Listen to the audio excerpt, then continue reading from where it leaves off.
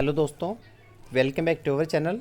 आज की इस वीडियो में हम जो डिस्कस करने वाले हैं तो वो है इंडियन ऑयल कॉरपोरेशन लिमिटेड की तरफ से 500 प्लस वैकेंसीज़ का एक नोटिफिकेशन जारी किया गया है। 500 से ज़्यादा पद यहाँ पे वैकेंट है जिसके लिए आप अप्लाई कर सकते हैं।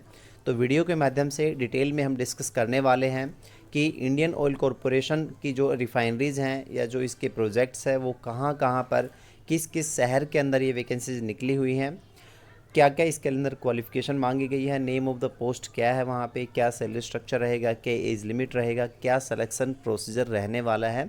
तो डिटेल में हम एक एक करके ये चर्चा करने वाले हैं। अगर आप इंटरेस्टेड हैं इस जानकारी को जानने के लिए तो वीडियो को लास्ट तक ज़रूर देखिए।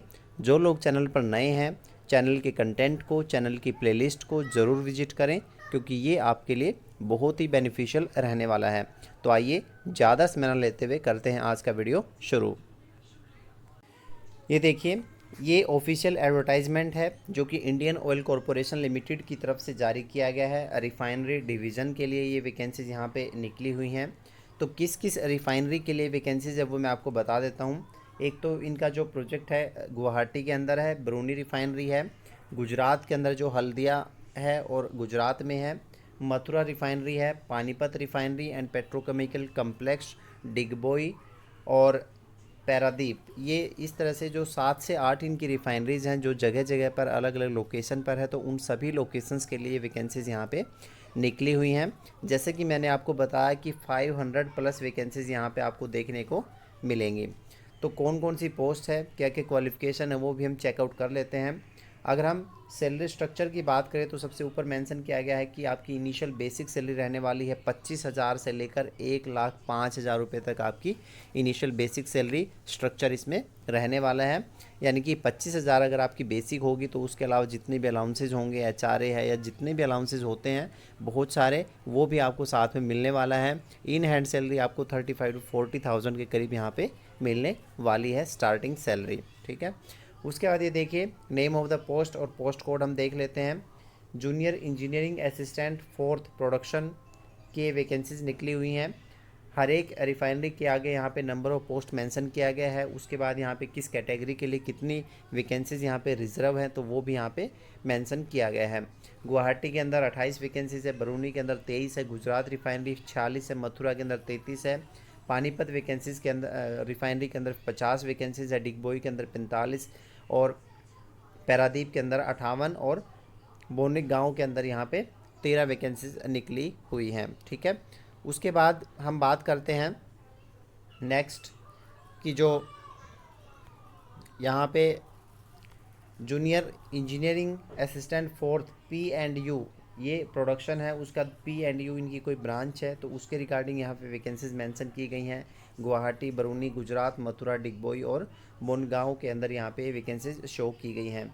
उसके बाद है junior engineering assistant 4th electrical cadre के अंदर है ये, या junior technical assistant Guwahati, बरूनी, Gujarat, Mathura, Digboi और बोनेगांव रिफाइनरी के अंदर ये वैकेंसीज निकली हुई हैं जिनका पोस्ट कोड है 201, 202, 203। उसके बाद 204 पोस्ट कोड में ये मैकेनिकल ब्रांच के अंदर वैकेंसीज़ हैं।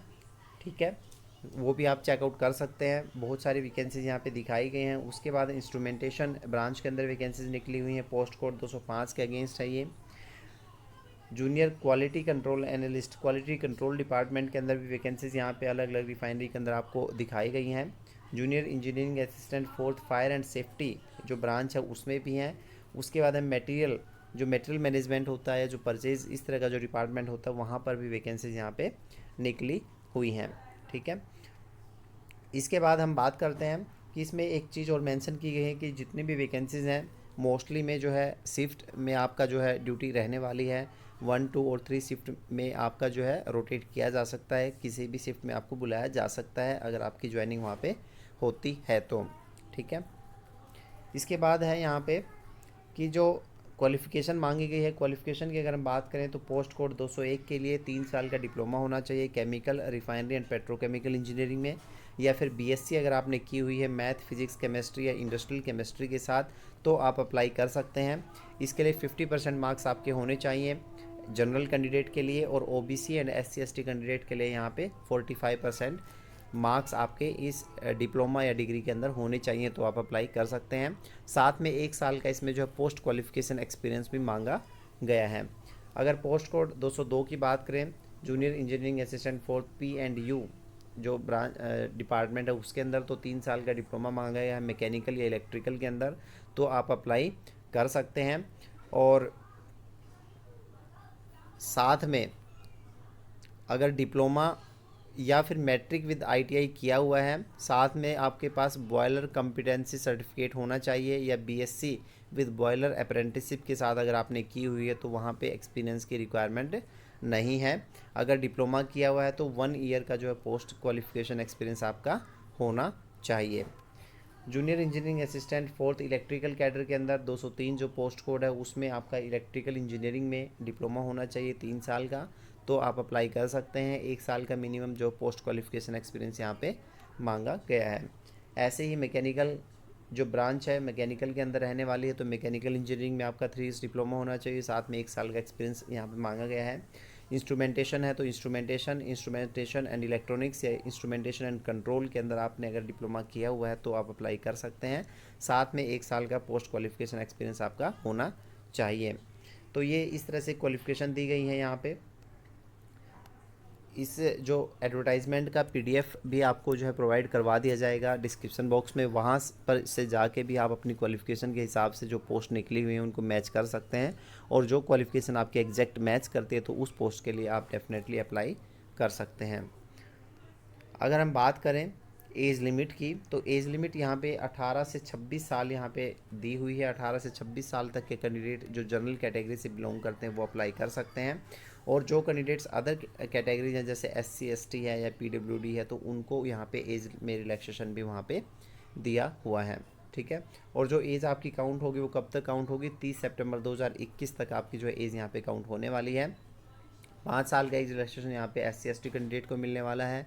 3 साल का यहाँ पे OBC कैंडिडेट को एज रिलैक्सेशन मिलने वाला है। PWBD अगर है तो 10 साल का है, और जो एक्स सर्विसमैन के लिए वो वहाँ पे भी एज रिलैक्सेशन यहाँ पे आपको दी जाएगी। ठीक है, पे एंड पर्क्स में जैसा कि मैंने आपको बताया, तो इनिशियल बेसिक पे मैंने आपको बताया था, इसके अतिरिक्त जो है DA मिलेगा आपको, other allowances benefit including HRA, housing accommodation भी आपको मिल सकती है, medical facilities, productivity incentive, performance linked incentive, gratuity, provident fund, group personal accident insurance, leave encashment, leave travel concession. तो ये बहुत सारे अलाउंसेस यहाँ पे मेंशन किए गए हैं, तो ये सारे अलाउंसेस आपको मिलने वाले हैं। उसके बाद है सिलेक्शन प्रोसीजर की अगर बात करें, तो सिलेक्शन प्रोसीजर में रिटन टेस्ट होगा आपका, उसके बाद आपका स्किल या प्रोफिशेंसी टेस्ट हो सकता है या फिजिकल टेस्ट हो सकता है, डिपेंडिंग ऑन द पोस्ट कि किस पोस्ट के लिए आप अप्लाई वहाँ पे कर रहे हैं। रिटन टेस्ट के अंदर 40% मार्क्स आपके कम से कम आने चाहिए। उसके बाद जो स्किल टेस्ट होगा या फिजिकल टेस्ट होगा या प्रोफिशेंसी टेस्ट होगा वो सिर्फ क्वालिफाइंग नेचर का होगा, वो सिर्फ आपको क्वालिफाई करना होगा। उसका जो मेरिट प्रिपेयर होगी उससे उसका कोई लेना देना नहीं होगा। एक्चुअल में रिटन एग्ज़ाम के अंदर जो आपके मार्क्स आएंगे वो ही आपके जो है काउंट किए जाएंगे। तो इसकी जो इम्पोर्टेंट डेट्स है वो मैं आपको बता देता हूँ कि 21/9 से फॉर्म जो है स्टार्ट हो चुके हैं। ठीक है, और इसका जो अप्लाई करने की जो लास्ट डेट है वो भी आप देख लीजिए, 12 अक्टूबर 2021 शाम 5 बजे तक आप ऑनलाइन अप्लाई कर सकते हैं। उसके बाद आपको जो ऑनलाइन अप्लाई करेंगे उसका प्रिंट आउट लेना है। प्रिंट आउट को आप 23 अक्टूबर 2021 तक दिए गए एड्रेस पर बाई ऑर्डिनरी पोस्ट आपको भेजना होगा। अगर आप ऐसा नहीं करते तो आप जो है रिटन टेस्ट का जो आपका वेन्यू आएगा वहाँ पे बाई हैंड भी उसका आप डिपॉजिट करवा सकते हैं 24 अक्टूबर 2021 को, क्योंकि आपका जो टेंटेटिव डेट है रिटन टेस्ट की वो 24 अक्टूबर 2021 यहाँ पे रहने वाली है। 11 नवंबर 2021 को आपका जो रिटन टेस्ट वहाँ का रिज़ल्ट वहाँ पे डिक्लेयर कर दिया जाएगा, यानी कि 2 से 3 महीने का ये टाइम ड्यूरेशन रहने वाला है, जिसमें आपकी फ़ाइनल ज्वाइनिंग भी वहाँ पे करवा दी जाएगी। अगर आप गवर्नमेंट जॉब का वेट कर रहे थे काफ़ी सालों से तो ये एक बेस्ट अपॉर्चुनिटी आपके लिए रहने वाली है। 2 to 3 मंथ्स का ये साइकिल टाइम है, इसमें आपकी गवर्नमेंट जॉब लग सकती है। तो ये यहाँ पे एड्रेस दिए गए हैं।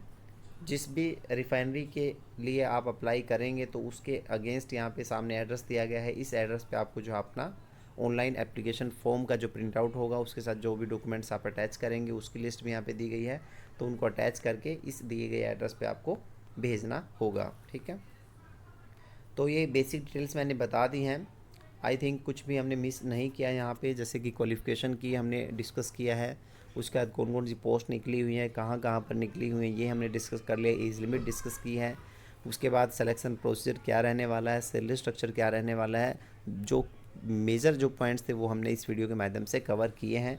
फिर भी आपका कोई डाउट है, आपका कोई क्वेश्चन है, तो वो कमेंट सेक्शन में कमेंट करके भी आप पूछ सकते हैं, या फिर ये कुछ नंबर्स यहाँ पे दिए गए हैं, जिस भी रिफाइनरी के लिए आप अप्लाई कर रहे हैं उसी रिफाइनरी का नंबर और ईमेल आईडी भी दिया हुआ है। इस नंबर या ईमेल आईडी पर कॉन्टैक्ट करके भी आप पूछ सकते हैं। तो होप आपको ये वीडियो पसंद आया होगा। एक ऐसे ही नए वीडियो नए कंटेंट के साथ फिर मिलेंगे, तब तक के लिए बाय बाय। जय हिंद, जय भारत।